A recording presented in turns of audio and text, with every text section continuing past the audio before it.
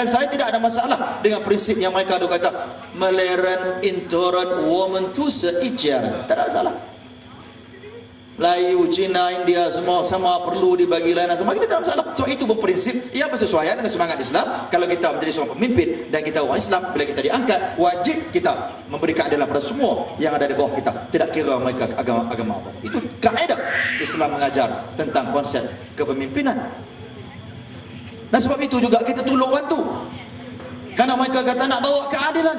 Dan keadilan ini sebenarnya menjadi maqasidus syar'iyyah yang paling utama adalah al-adalah, adil. Kita punya doa harap mereka akan buat betul-betul. Kita tolong segalanya, serah nyawa sendiri itu perjuangan itu. Mari 2008 Anwar minta balik tanding, lawan, dan saudara, kemenangan saya pada tarikh itu pada 2008 Pelang Raya merupakan kemenangan yang terbesar dalam sejarah politik Pulau Pinang, terutama di sebelah seberang Perairan. Lepas menang, Anwar pujuk lagi dah tu, pujuk pula. Dia pujuk pula suruh saya pegang naik jadi timbalan Ketua Menteri 1. Saya tolak 4 kali. Saya kata, Tok Sri bagilah orang lain. Biarlah saya ni belajar jadi adun yang baik dulu. Jawatan timbalan Ketua Menteri ni besar sangat. Bagilah yang dah veteran di PKR Pulau Pinang ni. Anwar kata, ni saya masih ingat apa yang dia kata. Anwar kata pada saya, dia kata, brother, please, you please listen to me. You tolong. I dah bincang semua. Jumhur unanimously agreed dan Pakatan Rakyat nak minta you naik dari timbalan Ketua Menteri. Bila? Saya tanya, siapa Anwar yang veteran banyak lagi PKR Pulau Pinang ni ada ni, awak tak bagi dia apa? Anwar kata, tak boleh akhi, tak boleh. Tak apa nak percaya kat dia, Pak. Dia kata dia tak apa nak confident dengan 2-3 kerak yang lain. Dan minta juga tolong saya. Bila pujuk rayu tu dah saya pun geli geleman tu. Pujuk rayu ni kita baiklah, minta juga, saya ada syarat.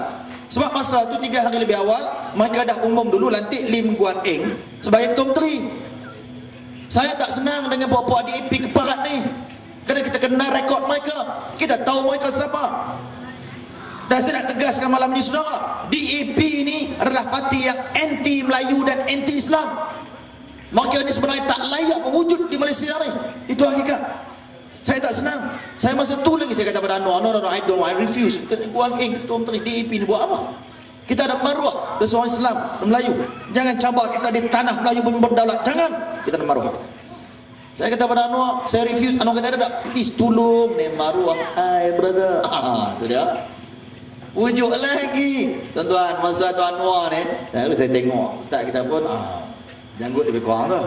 Dia kalau dah janggut jemput Anwar Ibrahim, dia suka pegang, dia gentel-gentel, dia pujuk kayu pegang janggut, dah habis cair iman tu tuan. Jangan main. Betul lah kata Tun Dr. Mahathir. Tun pernah kata Anwar Ibrahim ni kalau dia bercakap, kalau depan dia tu ada iblis, dengan iblis pun boleh ketemberang tuan-tuan. Betul. Jangan main. Tu orang tanya, awak dulu ikut dia, you mengenal temberang? Saya kata bukan cakap saya, Tun pun kena temberang. Ujung-ujung aku dah nampak. Jangan main. Jadi masa tu bila Anwar kata lagu tu, saya jawab balik, baik kalau nak juga saya ada syarat. Syarat mudah lah syarat saya. 2. Pertama, apa pun terjadi di Pulau Pinang, saya takkan undur walau seinci untuk pertahan kepentingan Islam dan perjuang kepentingan Islam di Pulau Pinang. 1. Nombor 2, saya kata, whatever happens, kata, I will not back off. Saya takkan undur untuk angkat dan berjuang kepentingan orang Melayu di Pulau Pinang. Itu syarat saya. 2 syarat saya, Islam dan Melayu. Saya beritahu pada Anwar. Dan Tok Syah Anwar jawab beritahu, okey. Pasal itulah saya nak minta tolong you, jaga, pegang. Saya tak boleh nak percaya hal yang lain tu. Lepas tu saya sedia pegang. Bila pegang jawatan, kalau tuan-tuan masih ingat, minggu pertama saya dalam jawatan di Pulau Pinang, saya laksanakan pembelaan terhadap nasib guru-guru kafar. Saya umumkan kenaikan allowance guru kafar di seluruh negeri Pulau Pinang. Saudara, untuk maklumat saudara, nak dapat yang tu pun Masya Allah jenuh bersilat dengan Lim Guan Eng dalam exco. Orang PAS tahu apa? Jenuh lawan. Punya nak angkat kepentingan masyarakat agamawan, ahli agama, guru-guru kita, para muallim kita dan muallimah kita, para asatizah kita yang mengajar anak-anak kita ilmu agama. Saya katakan sebuah naisku, kita dulu masa kempen nak menang, kita kata harapan baru untuk rakyat, politik baru, keadilan untuk semua. Jadi saya kata, atas dasar keadilan itu, ini nasib guru kafah ni kita kena bela. Dalam konteks negeri Pulau Pinang pada ketika itu, allowance dia lebih kurang dalam 300,500, 400,500 begitu. Saya kata, ini sikit sangat, kesian kat mereka. Apa salahnya? Angkat, beri pertambahan terus ke 1,000 ke 1,200 ringgit sebulan kan boleh bagi kan. Kita negeri bukan negeri miskin. Penang ni bukan jalan negeri. Masa 2008 Pulau Pinang negeri kedua terkaya di Malaysia selepas Selangor. Saya pun sebelum nak bawa tu kita dah buat homework dulu, kita dah study. Kita cek tengok dah keadaan ekonomi negeri Pulau Pinang mampu untuk buat perkara tu dan boleh. Bila saya bentang pada Lim Guan Eng, saudara kata apa dia kata? Mula-mula dia kata pada saya, YB ni tak boleh buat ni. Tak boleh. Ini kalau kita bagi kenaikan allowance pada guru kafah ni, nanti ekonomi negeri Pulau Pinang akan tergugat.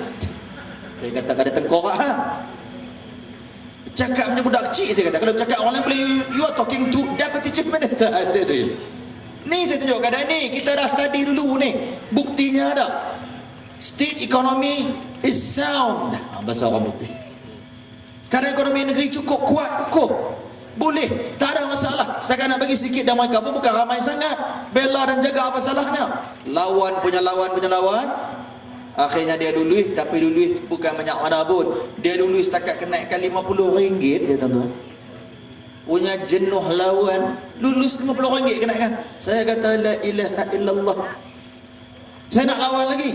Minta pandangan pada Datuk Mufti. Saya masa di Pulau Pinang, setiap keputusan yang saya nak buat, setiap tindakan yang saya nak ambil, saya mesti panggil mesyuarat semua alim ulama yang ada. Saya panggil, ada hari khas saya tetapkan, semua saya akan berjumpa, saya panggil semua masuk Datuk Mufti. Saya minta pandangan, kerana dasar saya bila saya pegang jawatan, setiap dasar yang saya nak buat, setiap keputusan yang saya nak buat, saya akan pastikan keputusan dan dasar itu mesti membawa manfaat, bukan setakat di dunia tapi juga di akhirat nanti. Itu cara dan saya cukup jaga dan saya panggil. Bila mari yang ni pun saya minta pada Datuk Mufti ni macam mana Datuk? Datuk Hassan, Mufti Pulau Pinang. Saya tanya pada Mufti, macam mana ni? Nak saya lawan lagi ke? Datuk Mufti nasihat saya kata tak bersabar lah, nampak Guan Eng dia pun keras ni. Kalau lawan lagi langsung tak dapat, itu rugi umat kita. Sabarlah. Terima dulu. Saya pun dengar pandangan Mufti. Baik, okey, tak apa. Terima dulu setakat. Masuk round kedua, saya cuba lagi. Bila Guan Eng, kalau tuan-tuan masih ingat, dia mula duk kata kononnya dia nak jadikan Umar Abdul Aziz sebagai idola dia. Masa itu lagi saya dah bagi isyarat sulit pada Anwar Ibrahim. Saya kata pada Anwar, Datuk Seri, hati-hati. Ini bahaya ni. Guan Eng ni dia bukan sincere, dia bukan ikhlas. Dia buat strategi ni sebiji sebagaimana yang Lee Kuan Yew buat semasa merampas Singapura. Dia nak dapat kesokongan pada orang Melayu Islam dan juga nak dapatkan ketaatan membuta tuli daripada PAS. Dia buatlah macam-macam tindakan dan ucapan yang kononnya nampak macam dia cenderung pada Islam kononnya. Padahal niat dia cukup jijik dan hina dan kotor, saudara. Bahaya. Saya dah bagi ingat, saya duduk dengan dia. Kita tahu betul sulit pun kita dengar, kita tahu. Saya bagi ingat pada Anwar, ni bahaya ni. Be careful. Dia ada strategi lain. Peringat dah kamu.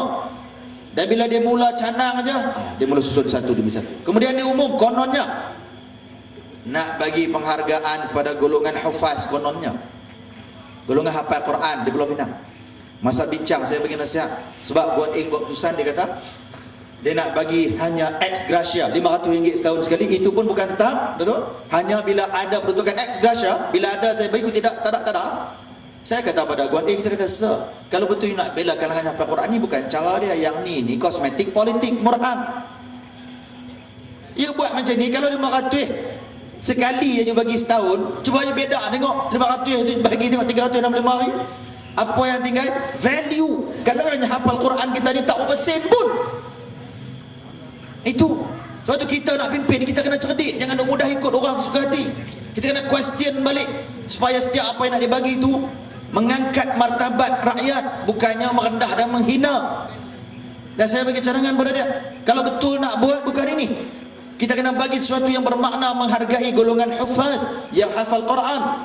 Jadi bila saya balik daripada itu, Guan Eng tak bagi keputusan, saya balik, saya panggil mesyuarat agama, saya buat dasar, saya peruntukkan dana semua, Saya buat dasar baru, satu keluarga, satu hufaz. Kita nak rancang dalam masa 5 tahun kepimpinan, setiap keluarga orang Melayu Islam yang ada di Pulau Pinang, kalau anak ada 5 ke, anak ada 3 ke, kita nak pastikan seorang daripada anak orang Islam kita di Pulau Pinang mesti berjaya untuk kita angkat menjadi penghafal Al-Quran. Itu kita buat dasar, satu keluarga, satu hufaz. Saya peruntukkan semua siap dah. Jentera semua ready nak gerak. Bila kita nak pi all out, Guan Eng mula tak senang. Dia mula tak senang. Tak henti di situ rupanya. Saya nak cuba pula nak bantu untuk kalangan orang Melayu, bumi putera kita yang meninggal. Banyak di Pulau Pinang ni masalah bumi putera terpinggir. Dulu dah berlaku sikit, tapi masa naik depa ni Guan Eng naik lagi teruk, saudara. Bila keadaan makin teruk selepas 6-7 bulan, saya buat kaji selidik. Kemudian saya buat paper, akhirnya kita buat keputusan, bincang semua termasuk dengan unit perancang ekonomi negeri. Tindakan yang nak dibuat ni tidak ada salahnya dari sudut undang-undang negeri. Maka saya umum nak tubuhkan tabung amanah usahawan bumi putera yang termaktub dengan jelas untuk membantu golongan marhain, penjaja kecil. Ikan bilih ni kita nak tolong. Yang kais pagi makan pagi, kais petang makan petang.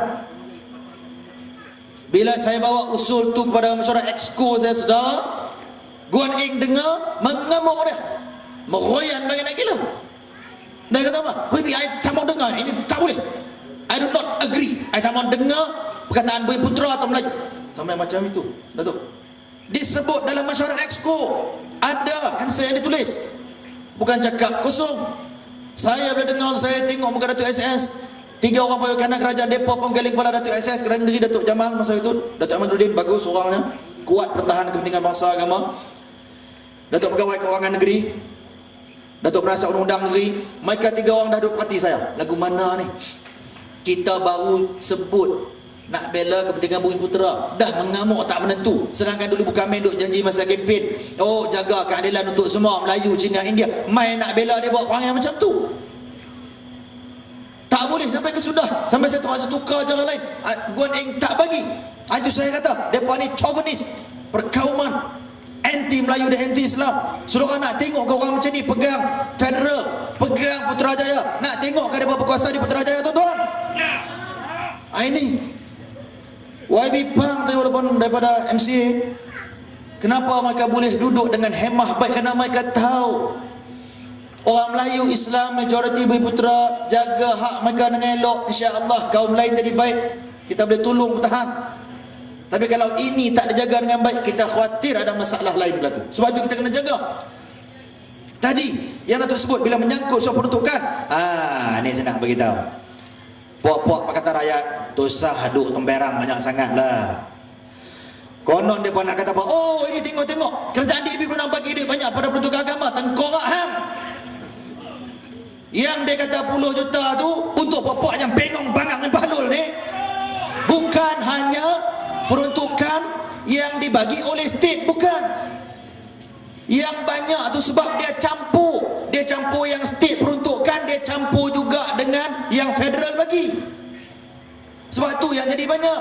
Yang negeri saja bagi tak sampai banyak tu. Saya duduk dalam mesyuarat exco, dia nak kata apa? Sebab tu masa 15 orang lagi pimpinan negeri datang jumpa saya, merayu pada saya minta tolong supaya dalam isu menjaga agama Islam ni, tolonglah bagilah